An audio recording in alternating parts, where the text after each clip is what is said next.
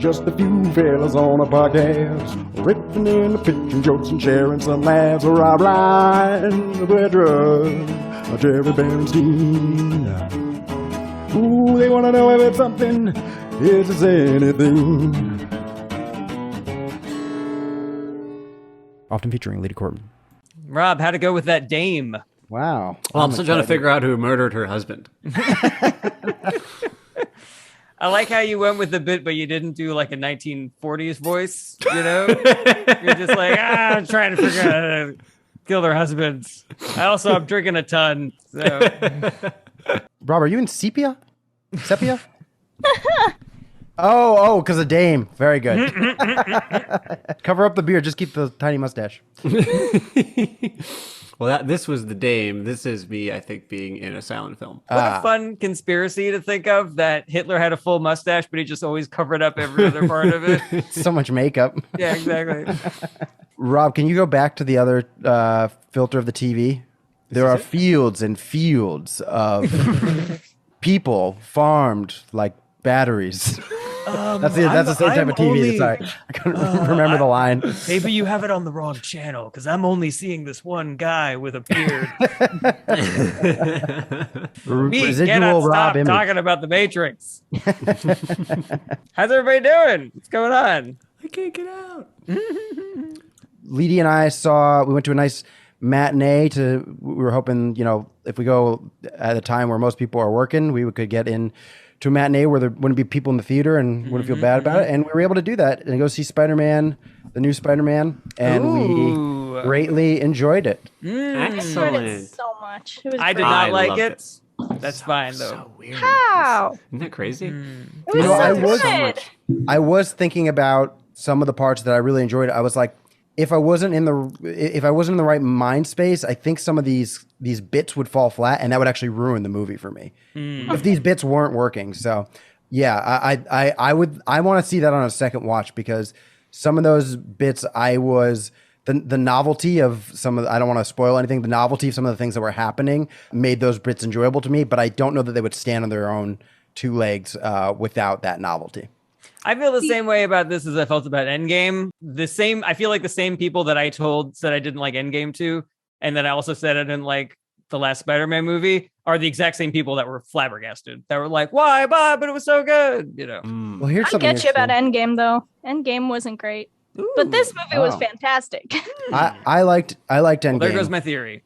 I didn't enjoy it as much as the people I went to go see it with, but I did see Captain Marvel, which I did not enjoy.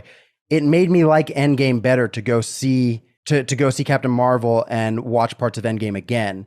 And I think that is a testament to the fact that if you have spent time learning each character, just them showing up has so much more impact on you. And that movie is just all superhero cameos. So if you've watched every single movie and you know the background, just them showing up, you're like, yeah, that's a big part of the movie. Well, Endgame in the first two acts are just a lot of like, this is just a lot of things happening. But it was hard to beat that cathartic, third act moments of just these characters coming back. It was very good. And not just because, hey, there's the guy I know and there's the girl I know, at least for me. It was much more of just a sticking to landing in this chaotic mess of time travel and dozens of characters keeping their plot lines going, and then still being like, yes, this kind of worked. Like, all right, that's really cool. There is just something really fascinating about that.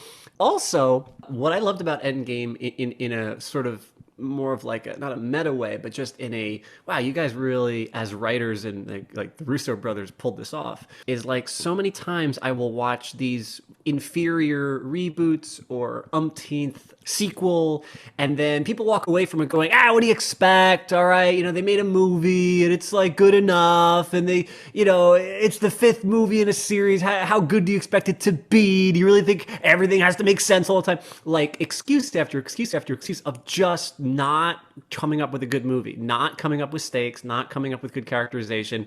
And so Endgame, or at least I'll say the combination of Infinity War and Endgame as like a unit, like proved to me that I'm like, none of that's real. This is the end of a 10-year run, a 20-second film, and yet I am still following everybody's plot line. I care about all these characters still. You ended Infinity War in a way that like shocked us and made us feel like, oh my God, how could you do this? We still have the knowledge in our mind how this is going to play out. So it's even more impressive that like ultimately we're like, yeah, we kind of know how this is going to go. And yet I'm still happy with the way you got there. Like it really just, for me, undercut all the arguments that people have made about inferior writing in films and have made excuses for because they think, well, what can you do?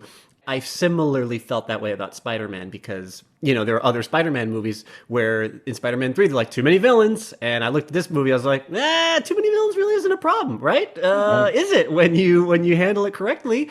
And you just have to have enough heroes. You don't have enough Spider-Man. You need man-to-man coverage, not zone coverage. Exactly.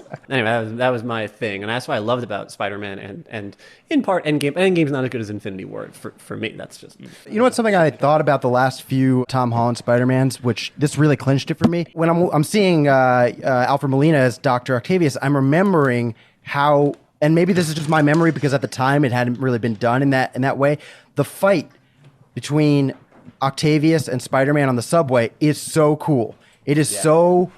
This is Spider-Man doing what Spider-Man does. He's like flying through windows. He's webbing it just instantaneously, like totally fluid. And I have felt like in all the Tom Holland Spider-Mans, I haven't quite seen that level of cool fight mechanics. And I've just been like, well, this is maybe we're working towards him becoming really, the Spider-Man that we're going to, love and see. And I felt like this would have been the one, and none of the fight scenes really like got me. I watched Spider-Man 2 maybe a year and a half ago, something like that, again, because I was just curious because I would watch YouTube videos. People were like, well, everybody still agrees Spider-Man 2 is like the best superhero movie. And I was like, oh, really? Yeah. That's a lot of people, like internet-ish out there, it's floating around. And I saw it enough times, heard it enough times, it's like, I got to rewatch this movie. Like, I remember it kind of, I don't know. And I do go rewatch it, and I will say that scene in particular, like, the art direction of the scene, the stunt choreography of the scene, just the envisioning of it, and all the ideas, and the fact that he is on the train, and he gets booted off the train, and then he when he webs himself to the train, and now he's like skidding through traffic trying to avoid cars, and then he flicks himself back onto the train. Like, there's just so many good ideas packed into that one thing, and the whole sequence is awesome for sure. Is that the one where he gets angsty and he like loses his web ability? Yeah, it's Spider-Man 2 the whole. I have a theory about that. Not as much. Mm-hmm. He needed sugar. Watch the movie. He had reflux. Watch the movie. Reflux. No, watch the movie. He doesn't have his powers. And then the woman that lives in his building, who's like the daughter of the landlord, comes over and is like, I thought you'd like a piece of chocolate cake. And he's like, I think I will have a piece of chocolate cake. And then he eats it. Next scene, powers back. That's I got it now. I really got to rewatch chocolate cake. You did chocolate. If I woke up one day and I had the web coming out of my wrists, I would 100% go to the doctor. Like, he never got the mechanism checked out, like even X-rayed or anything. Like, where's this coming from? He also was, incredibly strong and could see all of a sudden, and I think you would just be like, oh, that's just part of it. You wouldn't be like, oh, I could stick to walls. I'm incredibly strong, but what? I have to see a doctor. Well, this is because of how awful my body is. I would take every one of those things as I should make sure I'm not dying. Like, I should make sure that none of these mean I'm dying. Well, have you ever seen The Fly? I have seen The Fly. See, that's exactly what I'm talking about. That's what I'd be worried about. Yeah. Mm-hmm. He did go to the doctor, Dr. Osborne. Didn't go well. So he got a second opinion at Dr. Octavius. Did not go well again. Spider-Man hates doctors. He really does. What is the deal with Spider-Man and doctors? Because he dealt with the two that you guys mentioned, and then Doctor Strange in this movie. He's just doctors. He hates doctors. Is the guy who turned himself into a lizard? Was he a doctor? Was he like a PhD? Yep. Yeah. Well, Spider-Man's really smart, and so all of his nemesis are also usually really smart. And he's only like 16, 17, but he's definitely on his way to becoming a doctor. He's a super genius kid. It'd be funny if Wilson Fisk also had a doctorate. you know, in like English literature or something. Oh, I am for the first time watching the Daredevil series. I'm like in episode 8. What are we thinking? What are we thinking, It's Rob? great. Daredevil's It's so good. much It's really better than the whatever crap they're putting out now on those TV shows. In my opinion, I'm talking stakes and characters. I'm like, what the fuck? This is so good. I love it. I'm so excited. Did you see Jessica Jones yet? I think that one's the best. I love Jessica Jones. I didn't see season 2, but the first one, that was my first time. I had never watched Doctor Who, so that was my first time seeing what's his name? David something? David Tennant. Yeah. And I was like, this guy is so good in every scene. Like he is, I was like, where did he come from? Turns out he's been on television for a very long time and he's very well respected. But I was like, this guy is so entertaining. It's like all the kids that listened to Wings in the 80s and were like, who's this Paul McCartney guy? I made Brett watch Doctor Who for the first time the other day. Nice. Well, how did you enjoy it? Which episode? I made him watch The Girl in the Fireplace. And I was like, oh, that was fun. I'm not going to watch anymore. Yep. That's what your attitude needs to be with Doctor Who. Because if you love Doctor Who, I got bad news for you. The next million hours of your life are scheduled. You're full right now. If you're ever dating someone and they're like, ooh, should we watch like a little Law and Order? I would love to, but I am in the middle of a lifelong project right now. So you can watch some Doctor Who with me if you want, or we'll have to break up. Are you a Doctor Who person, Jarret? No, I've seen a couple episodes and I like it, but I find it a little intimidating to think about how much there is to watch, and also I don't know if I liked it enough to invest in it. But it's a good show, you know. I like Doctor Who. I just watch David Tennant and Matt Smith's, and then I'm not gonna explore beyond that. But I watched those two, and now I can rewatch them. I would watch Doctor Who if I were smoking weed all the time. No, seriously, that's like the level of, there are certain things that like I'll watch the Eternals if I'm high.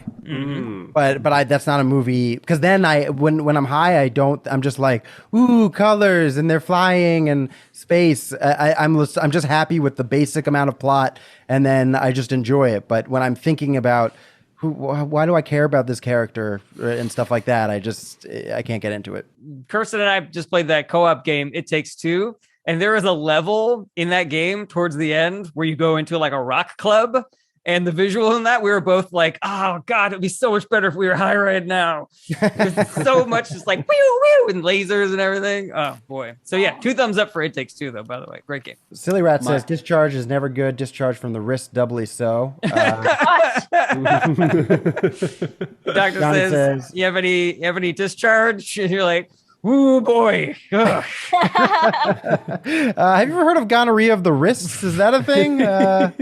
Oh, speaking of which, I just realized, so do you remember my joke that we worked on like beginning of ITA about how J.K. Rowling's tweets have make you happy that, some of your other fantasy authors aren't around to tweet anymore because you don't want to see those tweets from J.R.R. Tolkien like, all the orcs were swingers. I can't do that joke apparently because some group has taken over like the public face of Tolkien and has become super woke to the point where it's really annoying, and it's actually coming true. Wait, really?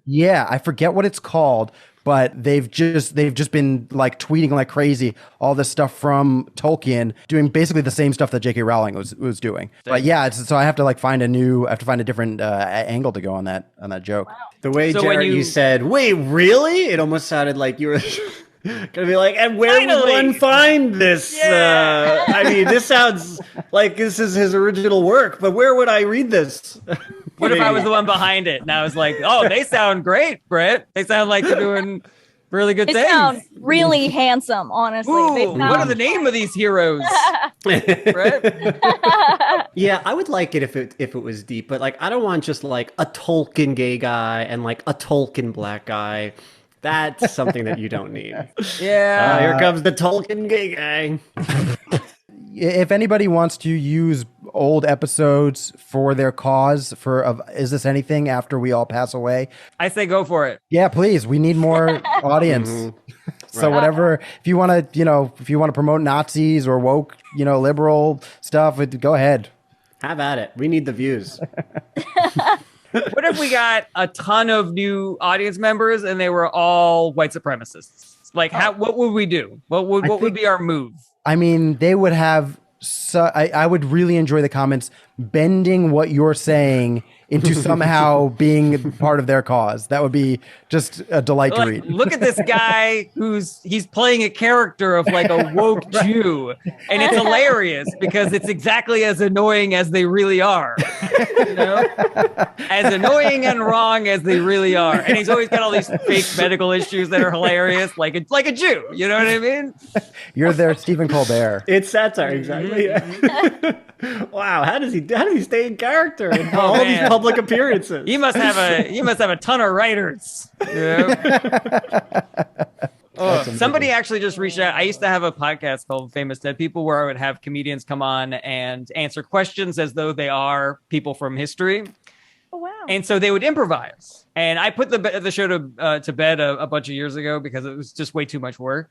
But I just got an email through my website. Someone was like, I just found your podcast, Famous Dead People. And some of these episodes are so funny. And I can't, like the writing is so good. And I'm like, oh no, this person thinks that I wrote like all those interactions. This person thinks that I wrote that because I just wrote the questions and the improviser just did the thing. So I got to construct an email to them to be like, well, actually it was the performers that did the thing. You know? I wonder if maybe the podcast would have done better if people had known that it wasn't written. They're like, this writing is really weak sometimes. It seems like it almost seems like they just wrote it, as they were going along. Unlike this podcast that we script everything that's said. It takes us hours. That's why we only do one episode a week. Because as soon as this episode's over, just like SNL, we go right in the next one. You go right to the after party to do cocaine. I like to imagine that Jarret spent all of his time on Wikipedia in between like typing up transcriptions for Wild 'N Out. He's like reading about Benjamin Franklin and he goes right back to Wild 'N Out. Just flip flop. So funny. That would have been a lot of work to be transcribing and then do that show. God, what a nightmare. I'm so glad I'm not doing that anymore. Oh, geez. Wow. Okay. Fine. No, it was a ton of work. It was so much work. For a second, I was like, oh, I wonder if Jarret regrets ending that podcast because this person's so pumped about it. And then I was like, nope. Not at all. Absolutely not. It was a ton of fun to do, but every single week, writing questions, casting the show, getting the improvisers down, scheduling the improvisers, scheduling the studio, taking the audio, cutting it up, uploading everything, writing the descriptions, promoting the show. It was just so much work. Yeah. I'm about to embark on a project, and I thought that Jarret, that maybe you could help me out with this as well. I might hit you up. I would love that. I've mentioned this to you guys before, I'm pretty sure, but now I'm gonna finally go through with it to some degree. So the idea is that there are things about this world that I have not necessarily tapped into yet, but I would love if I had a guide or a few guides to help me understand what's cool about said thing. And so I wanted to make a small series called Make Me a Fan, where I don't know much about a particular thing, and then people who do know about this particular thing help make me a fan of it. And I'm living with these guys. As you can see, there's we got a lot of comic books behind me. So one of my roommates is going to help make me a fan of Batman comics. That's the first thing. And I know that you know a thing or two as well, Jarret. So I'm thinking maybe I could really hope for that you could help me understand what is cool and what is fun about this particularly. So the idea being, I don't know, I've never, so background on me, I've never completed a comic book in my life. I've gotten maybe 2 or 3 pages in and I'm like, why do people do this? And I'll throw it away. And so that's where I'm at personally. I can't seem to wrap my brain around it. So that's the beginning point. So you get to the copyright page and the table of contents, and you're like, this is dumb. I hate this. What the hell does all this jargon even mean? See in a circle? What the hell is it? Similarly, Rob, I feel like this is the exact same way you approach every time I've tried to teach you how to use Reddit. Oh, yeah, that's true. Brett has not made me a fan of Reddit. Oh, yeah. I would love to help you out with this, man. Just hit me up whenever. Anybody else got anything else for the catch-up? My entire thing for the catch-up this week is that I still feel terrible from COVID. No. Yeah. Sorry. It's supposed to last 10 days. If that tracks, then I should start feeling, or should feel better tomorrow or Thursday. But I've just been, like knocked on my ass, just like, it's fine. I'm just like, I just got to sleep more and, continue to be lazy for a couple of days. Similar to Jarret, I don't know if I'm getting my butt kicked as much. It's been all over the map. Kind of feels like the flu for me. Every day is a different kind of bag of tricks, but tons of fatigue, and then my head hurts quite a bit. I feel like I'm just like swimming all the time. But then weirdly, it's been somewhat mental and emotional for me. A mixture of like not being able to have some of my routines of going out into the world. Cabin fevery a little bit, and I don't know, something else is kind of just, I don't know, it's getting to me. But similarly, maybe a couple days and I should be hopefully out of it for good. Fingers crossed, Rob. As soon as we feel better, we're gonna do it. Oh man. All right, you guys ready to get to the bits? Yeah, let's do some bits. You ready to do some bits? What's our order for today? Our order today is Brett, Jarret, Rob. Brett, Jarret, Rob. Brett, Jarret, Rob. The order this week is Brett, Jarret, Rob. I am losing my hair. So like every time I am walking through the foliage that's completely gone from the winter, looking at the trees, I'm like, yeah, you know what's up. But then the spring comes around, I'm like, God damn it. You think it'd be funny to do a commercial for leaf replacement? The way that there's like hair transplant surgery. Yeah. There's a tree that's doing this in the mirror. But it's just wind instead of hands. Yeah, have you YEW tried Rogaine? This is bad, but I did it. I love it. I like that joke. Is it like that you and the trees are both like, yeah, we're losing our hair? Like that's what it kind of felt like as you were performing it. Yeah. I'm like, yeah, all right, cool. Mm-hmm. Some solidarity, but then the spring comes around, the foliage comes back, and I'm like, bastard. Go ahead, Rob. I was thinking a different emotional journey maybe to go would be like, which I also kind of like, is if you're like watching the leaves fall and you're kind of having like an emotional experience with it. You're just kind of like tearing up a little bit, like, yeah, I get you, buddy. And maybe Leedy's like, oh, like what's the matter? Like just the colors, it's just really pretty. I just love this time of year, She's like, you love the dead of winter? yeah. And you're just like hugging the tree, like, me too, buddy, me too. All right, I feel you. Maybe I walk by a tree and in the spring and it's all full bloom, and I'm like, fucking Chads. Yeah, like it's like the metaphor doesn't really add up, because in the springtime, it's not like I see now all the trees like going to these clubs hitting on like 19-year-old saplings, being like, oh, hey, what's going on? Did you get your acorns yet? You're like, shut up, got up. Or what if I see a tree and I'm like, oh, okay, John Stamos. Like somebody who just like, forever handsome. It's just like a fern. It's an evergreen. Yeah. Jeez. Yeah, because it would just be deciduous trees that lose their leaves, right? And evergreens they just have full plumage. Mm-hmm. Fucking John Stamos is the whole fucking time. Fucking conifers. Yeah, I do kind of like the emotional journey better of I'm here for you, buddy, and then when they get their leaves back, they're like, what the fuck, man? I thought we were in this together. Yeah, that's good. Do you think there's ever like a tree that's losing its leaves that's just like, fuck it, you know what? Just no leaves, all right? I don't want them to see slow process the same way the guy will shave his head if he's I see. Oh. Yeah, it's only August. I knew this is happening, so I was like, why not just lean into it?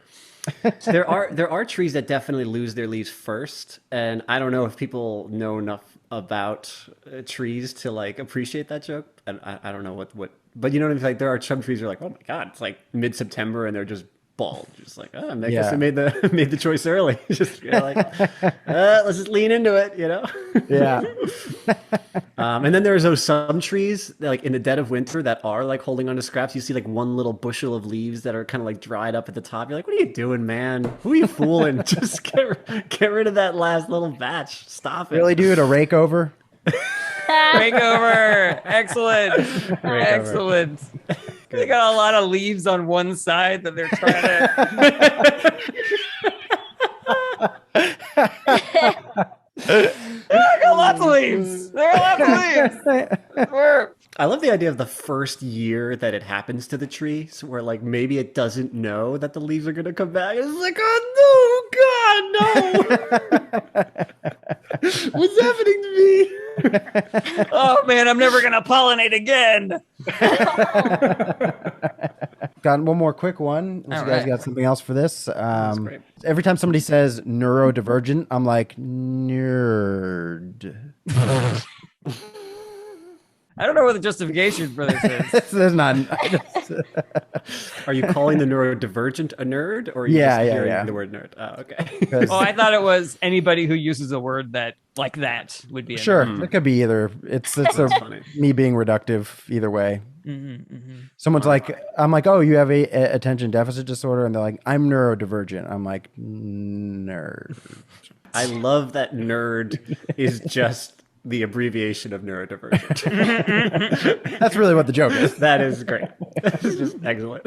I would personalize it maybe and be like, oh, my cousin is neurodivergent, or nerd for short, and then just calling him a nerd from he's a nerd. Yeah, I mean, when I first thought of it, I was thinking it'd be funny if there were like maybe bullies all the time when they're calling people nerd. They're actually really like, they're being really understanding. They're just being like neurodivergent. It's about awareness. Some people's brains work differently. I'm part of the conversation. But they're still stuffing you into a locker. All right. Anything for this bit, y'all? Anything else? Nothing good. I was just thinking of the neurodivergent series of books. Much different series. I wish I knew Divergent enough to riff on that. Yeah. What's the premise? Oh boy, it is so stupid. We can make it stupider with neurodivergent. Well, it's got all the tropes that like other YA novels around that time had and have, which is that they're always trying to put you into a category. They're always trying to put you into a group, right? And it's like either you're this or you're this, but not our main character. Our main character is human. She's a little bit of everything. She's not just smart, and she's not just active. Sometimes she's smart and sometimes she's active. So it's like clicks, and then she's divergent, which means it's like, I'm a bunch of things. I have no idea what to do. And then I kind of lose it from there. It was a while ago. Maybe Leedy can help. Apocalyptic Chicago, and she has to fight the big bad adults. Yes. But in neurodivergent, she's a little bit smart and a little bit can't pay attention because there's a bird. Forgets which category she's supposed to be in, so she tries to pretend she remembered and doesn't belong there. That's really funny. Everybody in this society, they got one thing they're good at, except for the neurodivergent. She can like count toothpicks. Did I mention to you guys during our Matrix breakdown about how I found it curious that it seemed like there was a subtle messaging of like therapy isn't good for you? Oh, the new one, yeah. Do you mean the Patreon episode that is going live today? Oh, on our Patreon? How about that? It's a couple days late because I have COVID. Well, thank you for doing that. And guys, enjoy our discussion of the Matrix. And also men's rights and hypergamy and red pill theory, which is actually a lot of that stuff had to go. It was a 3-hour long video that I had to chop down to an hour and 15 minutes. But there is some of it in there. I didn't just cut out entire sections. Well, if you guys want, I can just go over it again. Let's do it. or we can go on to the next comic. All right. It's your choice. Which one would you like? Would you like to hear Brett talk about hypergamy, or would you like, or do you want to just keep living in your lie? Take the blue pill, and you get to hear Jarrett's joke. Silly Rat says, it's going to be my first Patreon video. Be gentle. Silly Rats, you should have access to all the Patreon videos. So let me know if you don't know where to find those, because I thought I formatted everything where... Sorry. Neurodivergent. That's the close up is like everybody's getting sorted and they're just opening chips.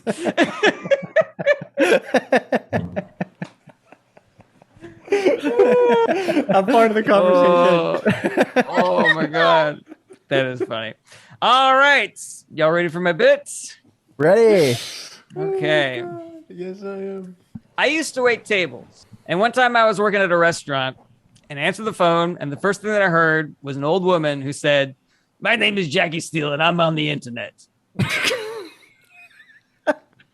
There was no hi, there was no good afternoon, just, "My name is Jackie Steele, and I'm on the internet." It's great. I soon discovered that she wanted help making an online reservation. That's why she said, "I'm on the internet." But I was initially thrown because it sounded like the beginning of a commercial. Like, "My name is Jackie Steele and I'm on the internet. Are you on the internet? Then come to my website, JackieSteele.com. It's a website for people on the internet, like you and me. Download a Jackie Steele background for your desktop. Impress your friends with a Jackie Steele ringtone for your cellular device. When you think internet, think Jackie Steele, because that's me, Jackie Steele, and I'm on the internet." I Love it. It's so good. If you could just button that with why she's on the phone with you. Oh, you do that whole commercial. Like I thought that it sounded like an internet commercial. I'm Jackie Steele, and go to JackieSteele.com for all your internet needs. Do you have pizza? Anyways, I'd like to make a reservation. Yeah. That's Just funny. bring it I like back. that. Okay. You might have to tweak a little bit, like the part where it sounded like an internet commercial, because then it doesn't really make sense why you're bringing it back to this. If you said it like it sounded like it was going to be an internet commercial, like that is like the type of tweak I mean. Gotcha. Okay, so I have a couple of questions about this, but do you think that it is necessary for me to explain, like, the reason why she said I'm on the internet is because she was making an online reservation and she needed help with the website? Yes. Okay. Yeah. So it's good that I put that in the beginning area. Second question. I don't know if I haven't done a joke like this in a long time where I just say, I used to wait tables. One time I was working at a restaurant and answered the phone and weird thing happened. And so I'm wondering if that's okay or if there should be some justification. Like, I used to wait tables and there were a lot of weird people, or, no. I really miss waiting tables for this reason, something like that. No. I think it's totally fine. There's a lot of baggage that comes with I used to wait tables that people kind of generally get. And even if not, it doesn't matter. It's just a job. Like they know that you pick up the phone, you have to deal with customers. Totally fine. If it helps you, just imagine you're saying I'm a liberal. Like, no explanation needed. There's no justification. You just slap it on at the beginning and it's totally fine. Rob, do you remember we had a bit going on? We had a little Facebook conversation where I was trying to cancel our friendship. Yeah. I think I might bring that back. It was great. He's been on customer service for a long time trying to cancel this friendship. I find it very relatable. The thing with Trader Joe's was always like, if it was an old person that was calling and you picked up, it was never going to start with information. It was always going to start with a story. It was never like, "Hey, do you have asparagus?" It would be like, "The other week, my friend Denise came and she said she went to Trader Joe's and she has 4 kids and we went over for dinner." And you're like, Hi, my cousin has diabetes. And yeah, it was always and then eventually their question had nothing to do with the information that they told you. can you guys think of anywhere else that this bit needs to go besides where it already is?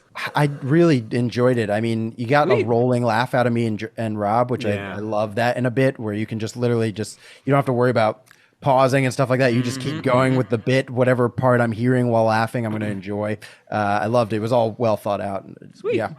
I don't think I have much more for I it. got a short one if Rob has a nothing note. else for this. I'll throw more idea out there. If you find it in your heart, let's say this joke goes extremely well, everyone's laughing, then you might be able to tag it with one more phone call from a different stereotypical commercial type person. Ooh. So then they call up and they are just, they're trying to sell you a car, saying like, "Hello, Olivia's whatever." And then like whatever store that you're working at, whatever restaurant you're working at. And they're just like, "You got to come down to this fire sale." There's some other commercial. Or they're trying to My sell name you is gold. Crazy Larry, and the prices on my electronics are absolutely insane. We've been trying to reach you concerning your car's extended warranty and also your reservation. And also, we need a table for two somewhere by the window. I was going to suggest maybe if that second person starts to pitch, you get maybe a fourth of the way through it, and you just cut them off, and you're like, we do reservations. All right. Anything else? We can move on to Rob. All There's right. Nothing else for this bit. But before we move on to Rob, as we mentioned before, we have a Patreon. Patreon.com/ITAPod. And we have all types of stuff. We have the Matrix discussion episode. We have Night of the Movies. We have the high writing challenges. We have story time. We have all kinds of fun stuff. I think you can get stickers. But yeah, for just $1 a month, you can get an episode extra a month and all the backlog of all of the extra episodes that we've done. All the live shows. We never mentioned the fact that the 4 or 5 live shows, maybe it's more than that, might be 6. All the live shows that we did are on there right now. Yeah, and they were a ton of fun. So check good. those out. And thanks for watching with us. And if you just want to support us and you don't want to watch that, it's just $1 a month. That's a movie a year. Yeah. And next up we got Brian. All right. Thank you, guys. Actually, kind of like I've had the last couple of weeks, I've just got, stuff that's not too, just weird thoughts, little lines and weird thoughts. I'll start with this one. I saw people more recently have been posting when someone dies to rest in power. I like rest in peace.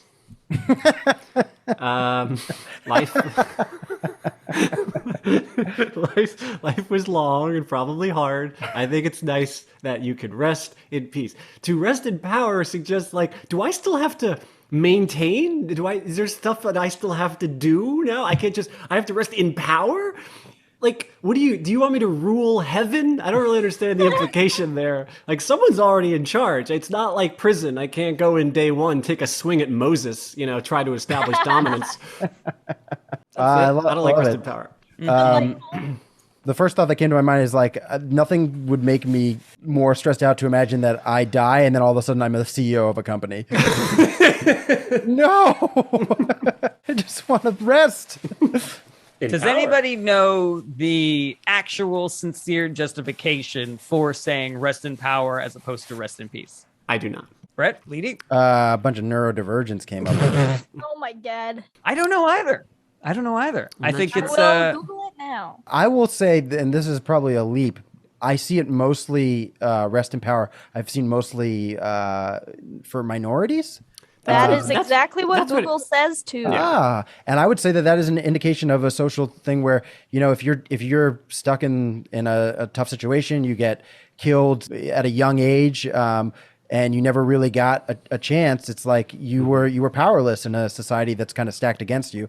So at least in death, you can ascend to that life goal that you never were able to achieve. Is it possible that that you existing the power that you had when you existed continues on in the world, even though you are resting now? Do you think that's any part of it also?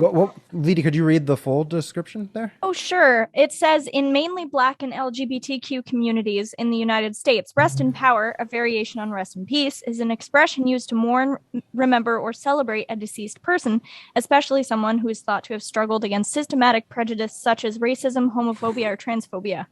Oh, thank you. That's it? Oh, thank you. That's the whole thing? Still there? Yeah. No, there's more. It says it has been used to eulogize victims of hate crimes while protesting in social inequality and institutionalized discrimination that may have led to their deaths. Stroke might not be for me. But you can acknowledge, you're like, oh, well, maybe this is just my white privilege, but man, I want nothing less. It colors it so differently now because then it presumes well, I've had power my whole life, so I'm pretty good to just chill.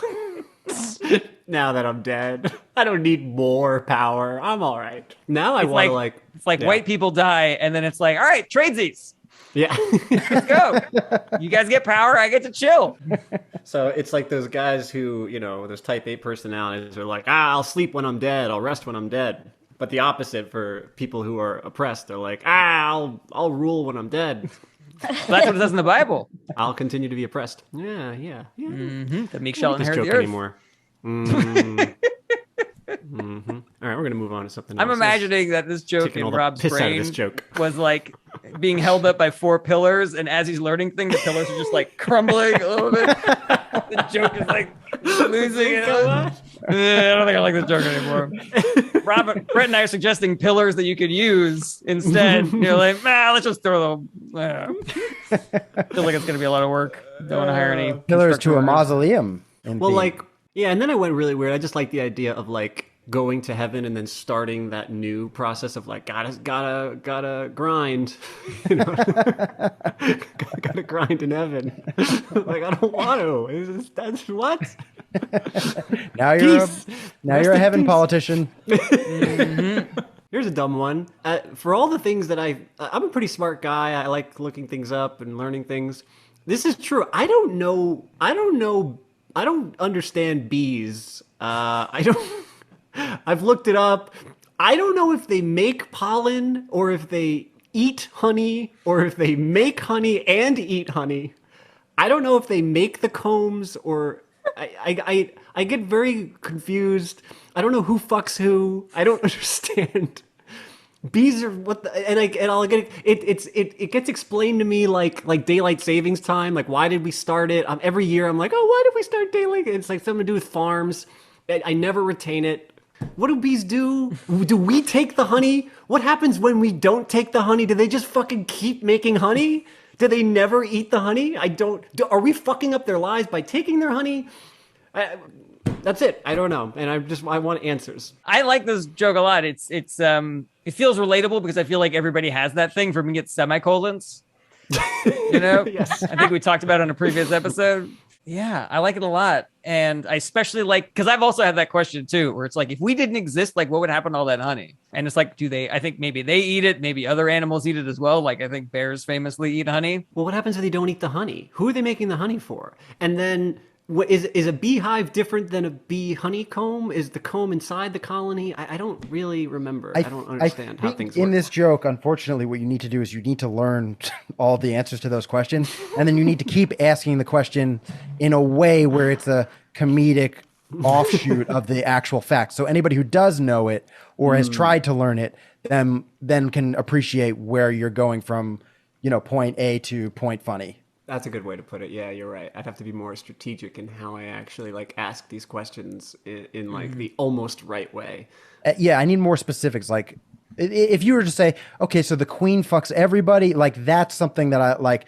Knowing nothing about bees, I could be like, oh, that is a good question. But if you just say who fucks who, I'm not quite sure where you're going. Oh, yeah, that's true. Right? That's true. Is it a big gang bang, or is it just one lucky soldier, or is there a prince bee, or Yeah.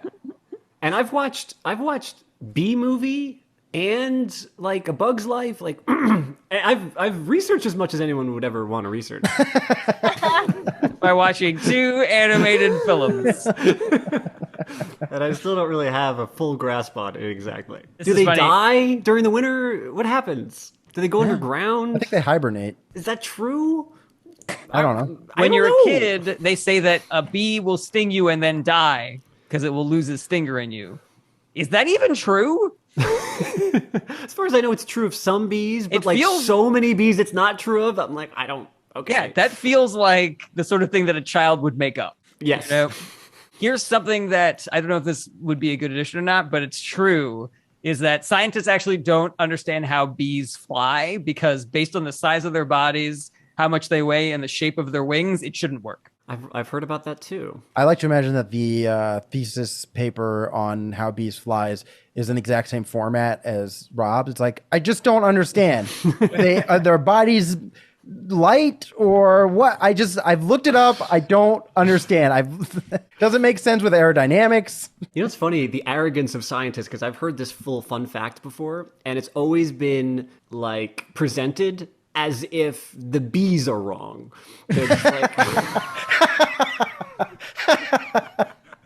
bees shouldn't be able to fly. And I'm like, what are you talking about? That's it, Rob. Why is the title not Scientists Clearly Wrong About Physics? I like to imagine scientists seeing bees flying around going, no, nope, wrong. Sorry. Clearly, you're all being held by ghosts because this doesn't make any sense. Fake news. They're all just Donald Trump to bees. Are there other things that science did that for? You know, like a thing they couldn't figure out that they were like, that doesn't exist. It's not real. I feel like that is the way, but you do agree with me, or do you get that same vibe, Jarret, from the way that you? Yeah, isn't it weird? It's I think that worded. there's probably I think if you read the paper or something, it's probably not phrased that way, but every time I've ever heard it, it has felt that way. Where they're like, you don't do that. Bees, breaking the laws of physics. I'm like, no, you don't have the laws of physics correct. Yeah, you're doing something wrong because that can't happen, and they're doing that. So, I love the arrogance of science is a real thing going on, and it's the reason flat earthers are such a strong movement. It's the failure of elitism, and so I think it's that to me is a much meatier. A meteor? A premise with a lot more meat on it. Yeah, you're right. There is something to that. More broadly speaking, the arrogance of science. Mm-hmm. It's pretty funny. This could even be like a 2-part bit where the first part is I didn't understand bees, which is like a funny thing to say. I'm a smart guy. I don't get bees. So then you do the whole like preamble that had us laughing in the first part, and then you say, and then I did some research, and then you get to the let's talk about the scientist who decided that bees can't fly. I love that. All right, thanks, boys. Isn't string theory basically a theory to like make certain things work that didn't work? Am I getting that right, Rob? Certain things worked that didn't work. Yeah, there was a bunch of problems about, our conception of cosmology and how the universe got to the way it was. And there was a few big questions, the biggest of which being that general relativity doesn't really jive with quantum mechanics. So that's a big problem you got to figure out. And string theory was supposed to resolve some of those problems, and had some early successes in doing so. You're like, oh, well, if we consider these to be tiny vibrational strings, then it could mimic what we know as an electron, as a positron, etc. Unfortunately, it, for the last 20 years, has made a lot of predictions that should have predicted certain observational things, and we just haven't seen any of those observations. And so increasingly over the last decade, scientists are kind of being like, I don't think this is right. This might not be the way it is. Maybe it's not string. Maybe it's thread. Thread theory? Thread? Flimsy old rubber band theory. Why? Well, anyway, so that's kind of I don't know. There's some connection there to the bees thing of like, except for bees. Except for bees flying. Theory of relativity, definitely, except for this one thing. I love the idea of just there's the standard model of particles, there's quarks, leptons, there's positrons, electrons, there's just like a bee. Bees? There's all the elementary particles in the universe, and we're still like, bees. I don't really figure those out yet. Every time you see one of those Good Will Hunting style math equations, somewhere in the middle of it, there's just a picture of a bee and a question mark, and then just. That's funny. There's a book called The Three-Body Problem, which is a science fiction book that is very revered by people in mathematics and engineering and physics, because all of the math except for the one tiny piece of science fiction just completely checks out. Went through it with his physicist friends and was like, yep, it's all 100% accurate. But I like to imagine that there's a science fiction book where the whole predication of the science fiction is just, they know in the future, we know how bees fly, and that changes the whole future, the whole imagined future. Once we know how bees fly, there's no war, there's no disease, there's no crime. We know how bees fly. And what's funny is that I keep on hearing about the three-body problem. It's one of those things where I'm like, I should read that book, because this is the 10th time I've heard this in a month. It's about a couple trying to introduce a unicorn into their sex lives, and it doesn't work out. Emotions get in the way. The three-body problem. Why a unicorn? Why a unicorn though?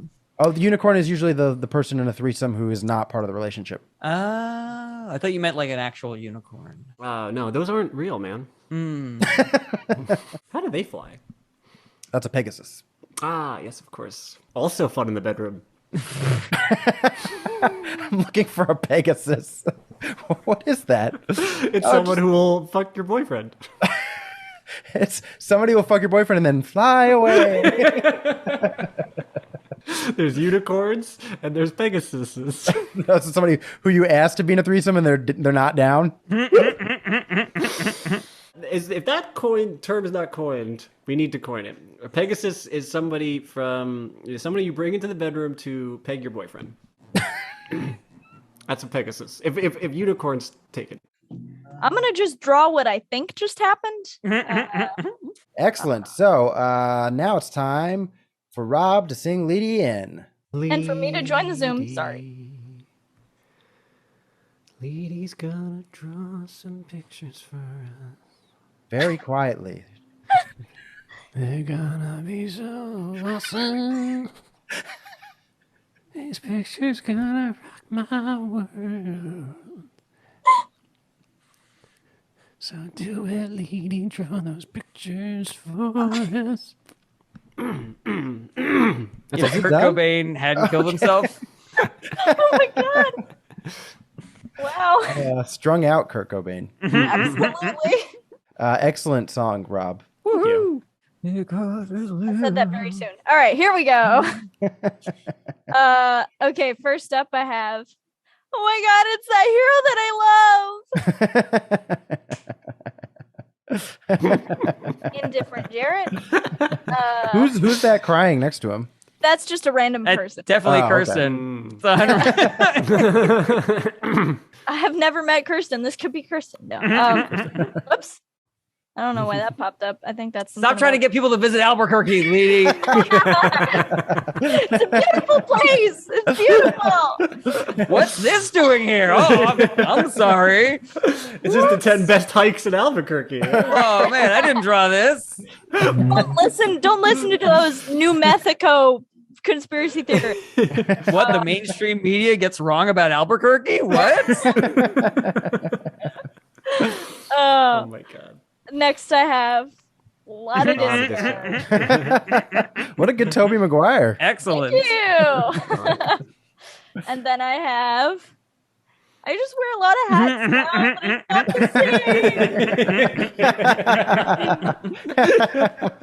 same. I just wear a lot of hats. Next, I have, my name is Jackie Stone. Oh, that is Jackie Stone. That's Jackie Steele. Oh no, it's Jackie Steele, not Jackie Stone. Oh no! Oh, Dang it! Why did I think it was Stone? Jackie Stone is her arch nemesis. Well, if it isn't Jackie Stone. Hello, Jackie Steele. Like Never thought I'd see you in this King Cullen. Look who else is on the internet. It's Jackie Stone. It's like Jackie Stone, old, did you hack my website? It's old Long Islander rock paper scissors. Stone Steel. Jackie Stone, Jackie Steele, Jackie Paper. Then I've got Rest in Power. Stay on that Hashtag- grind. Jack, stay on that grind. 100. 100. Amazing. That is so God, funny. the emojis, That's Leedy. exactly what I Oh, it's imagined. perfect. Thank Rest you. in power. Stay on that grind. This is my nightmare. This is exactly what I was Oh my God, that's so funny. It's so perfectly visual. Thank you so much. And then I have Oh my god. Thank you. And you know how much work I put into Tobey Maguire earlier? The bee did not get the same treatment. Oh, that's Oh, he looks great. Looks exactly like Tobey Maguire. he's Toby Maguire. Nice. Then I came back to you guys talking about fucking and how it was fake news, so I added bees fucking. That's perfect. And that is it for me. Yeah, Leedy. Thank you. Leedy, where can people find you? You can find me on Twitch right after this at twitch.tv/LeedyArt. And you can find me on all the socials under my name, Leedy Corbin. And you can find me in Philly on the 20th, drawing live for Ben Glebe's taping. So come out if you're in the area. All right. Thanks everybody for tuning in and watching along with us on Twitch or watching the episode or listening to the episode. You guys rock. Find us, subscribe, follow, like, do all the good stuff. And any words from Jarret and Rob? Take care. Outro goes here. Thanks so much for watching. Check back every Monday for new episodes, or you can listen wherever you enjoy podcasts. If you want to help support the show, tell your friends how much you like Is This Anything? Or get involved, like an episode, share, comment, subscribe. If you want more Is This Anything, you gotta join our Patreon at patreon.com/ITAPod. We have a ton of awesome exclusive content on there, and you can join for as little as $1 a month. Check out the links in the description, and hopefully we'll see you next week.